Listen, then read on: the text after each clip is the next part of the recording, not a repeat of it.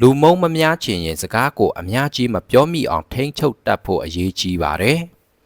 လူတွေကြားမှာပြောသည်မစကားတိုင်းဟာအမြဲတမ်းကောင်းမွန်တဲ့အတိတ်ပဲပေးနိုင်တာမဟုတ်ပဲတခါတရံမသင့်တော်တဲ့အချိန်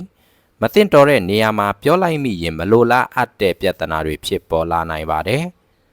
စကားများတဲ့သူကိုလူတွေကတခါတရံယုံကြည်မှုနေလာတတ်ပြီးရွေးဝဲချက်တွေကိုထိမ့်သိမ်းမထားနိုင်သူလို့ပဲထင်မြင်လာနိုင်ပါတယ်စကားကိုနင်းနေတာပြောပြီးလိုအပ်တဲ့အချိန်မှာတင့်တော်စွာပြောတတ်တဲ့သူဟာပိုပြီးတော့ယုံကြည်မှုရရှိလာတတ်ပါတယ်အခြားသူများပြောလိုက်တဲ့အရာကိုလည်းနားထောင်တတ်ခြင်းကလူမှုဆက်ဆံရေးကိုပိုမိုကောင်းမွန်စေပါတယ်နားထောင်မှုသူတယောက်ဖြစ်ခြင်းဟာစကားများပြောတတ်သူထက်ပိုပြီးတော့လူကြိုက်များတတ်ပါတယ်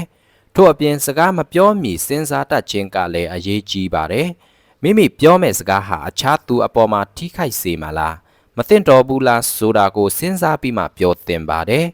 ဒီလိုပြုလုပ်နိုင်တဲ့အခါမှာလူတွေကြားထဲမှာလေးစားမှုရရှိလာပြီးမုန်းတီးမှုလည်းလျော့နည်းလာပါလိမ့်မယ်